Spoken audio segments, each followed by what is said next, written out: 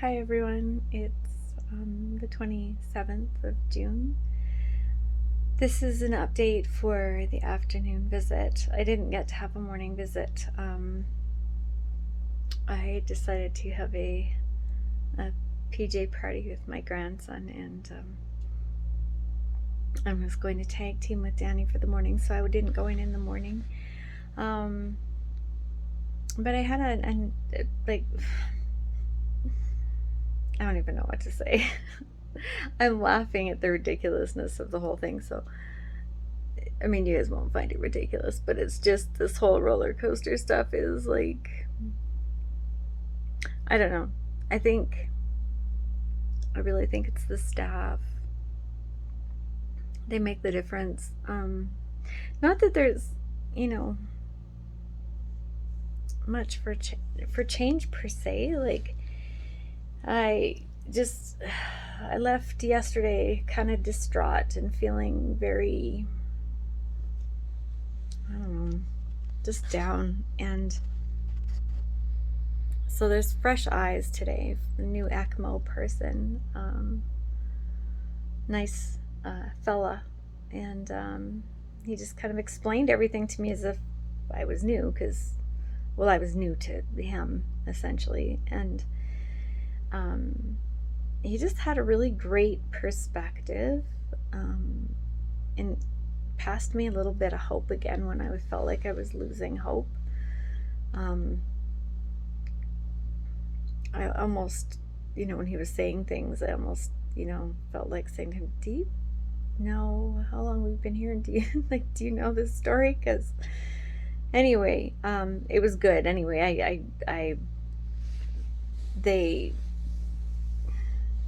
I first noticed when I came in that the ECMO tube colors were quite different than they were when I left yesterday. So that means that these come way down on the FiO2.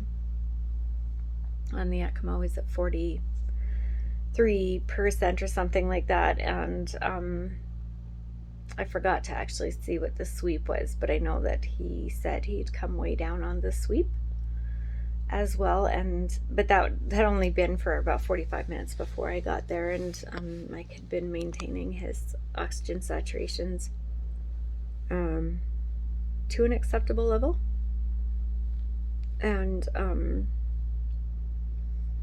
he said they also changed a bunch of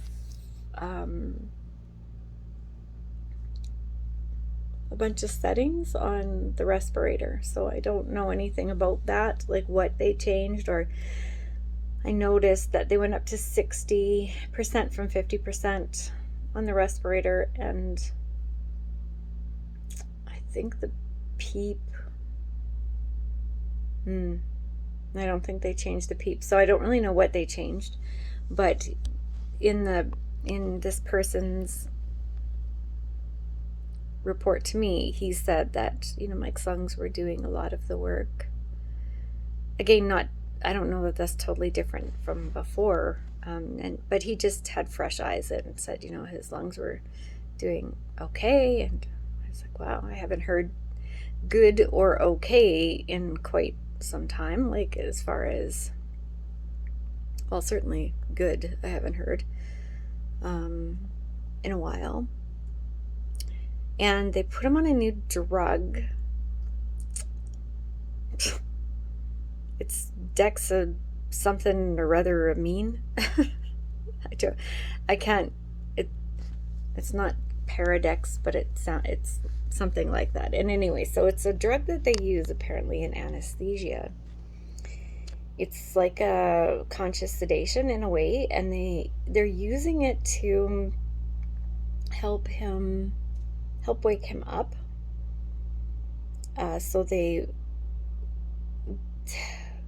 I'll just, on the pump values, they went from 7, so the number 7 on the pump, of the midazolam, and the Dilaudid, which is a really big freaking dose. I mean, he was on 12 before, but I mean, he's been on 7 for the last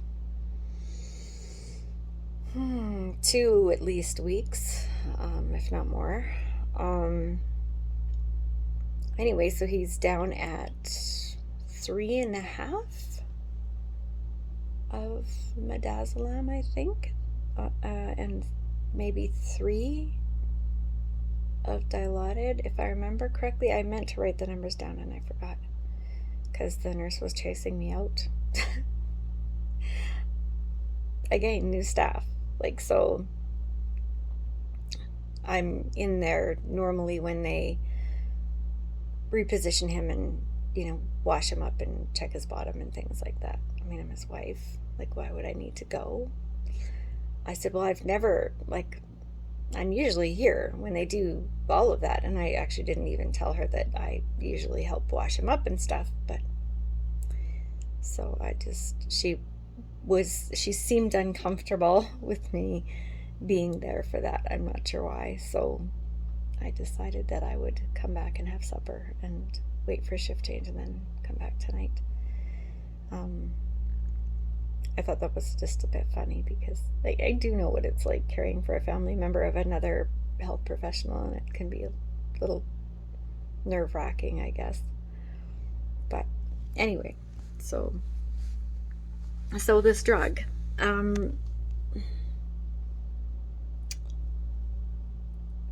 she said that people can actually be up walking around on this drug, and I just thought that was so strange. Like, not that they, there's people out in public walking around with this drug, but just that the person can be alert enough to follow commands and do things, whatever, answer questions, and then if left alone will kind of just drift off. I can't even imagine what a bizarre thing that must be for somebody, but I asked about whether that was going to help, like, with withdrawals from the Dilaudid and the Versed, but it didn't seem so, and so I'm just curious as to how they're going to manage that piece. But I suppose if you're kind of sedated, I don't know, like, it's kind of weird, because before they had given him some oral, medications via the gastric tube, nasogastric tube, to kind of deal with withdrawal, to get him down to the 7. So the plan then is to leave him at whatever level he's at, hopefully tonight, and kind of let him adjust. I mean, if he needs to have what the ECMO specialist says was, if he needs to tweak the ECMO a little, then great, he'll do that. They plan to just kind of observe him and let him figure that piece out. And I'm just praying that he will stabilize and manage his oxygen, and then, maybe he can get capped again from the ECMO and maybe sustain himself with the respirator at this point. Still not out of the woods, of course, with that, but I mean, just having these, as I mentioned before, these large cannulas out of your body makes a big difference. So, to risk. But they don't recannulate, so once you're decannulated, that's your last chance if your lungs don't want to take over. So that part's a little scary, but I'm hoping that with the process that they're planning, which I still don't know exactly what that is precisely, like, from this point, but I'm hoping that he'll pull through it. And the ECMO specialist did say to me that, should he make it off this unit to the next one, once he's decannulated, then he has a very long recovery ahead of him, which I know and I'm prepared for. hoping he can get off the respirator, depending on his lungs. But I mean, I don't know, maybe at some point then, if he has to maintain himself on a respirator, that maybe after physio and all sorts of other whatever, and getting stronger, then maybe he might then be a candidate again for a transplant. So I don't know. I'm hoping that if we get there, then that might be a possibility. But I'm looking down the road, like, when really just have to take things day by day, hour by hour, sometimes minute by minute. But this one fella just brought me a little bit of a smile today and some hope when I wasn't feeling very hopeful yesterday or even this morning, and so I'm grateful for that. And tomorrow is another day, but I plan on going back this evening just to kind of see what's happening. I'm almost frightened in a way, because it seems like we've been here so many times before.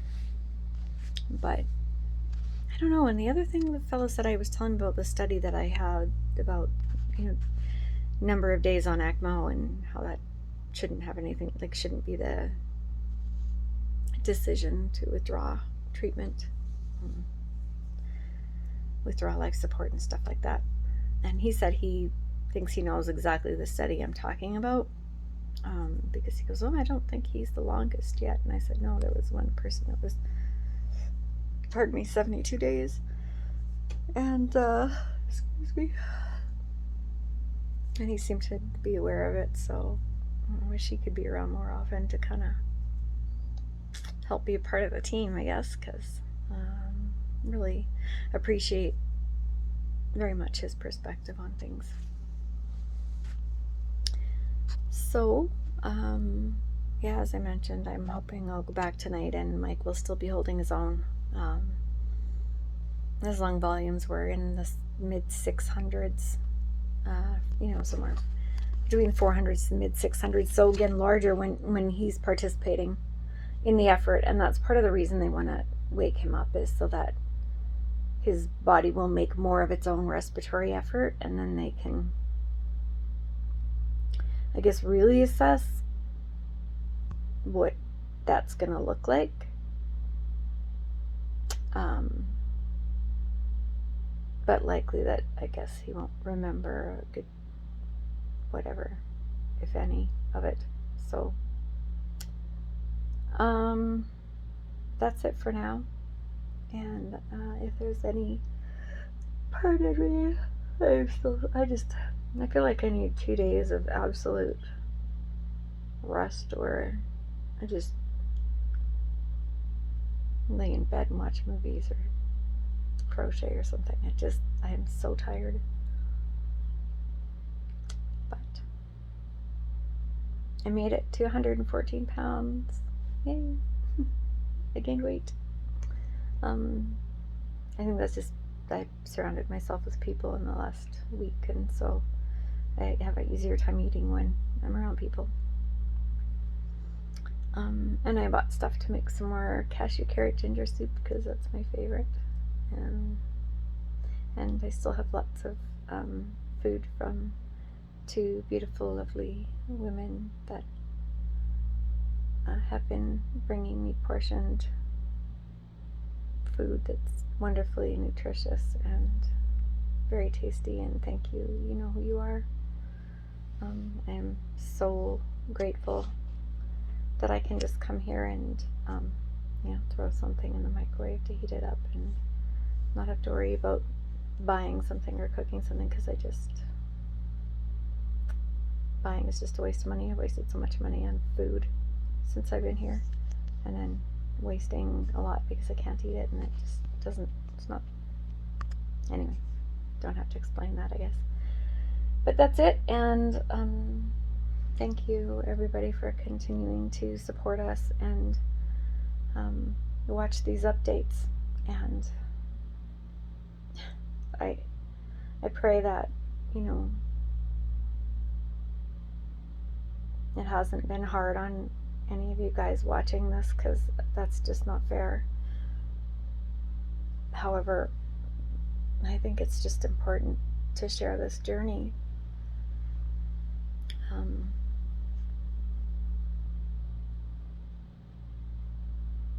That's it from me. I love all of you, and thank you for comments and messages and support, and it's just nice knowing that you're all there for me and for Mike. And yeah, that's it for now. Stay safe.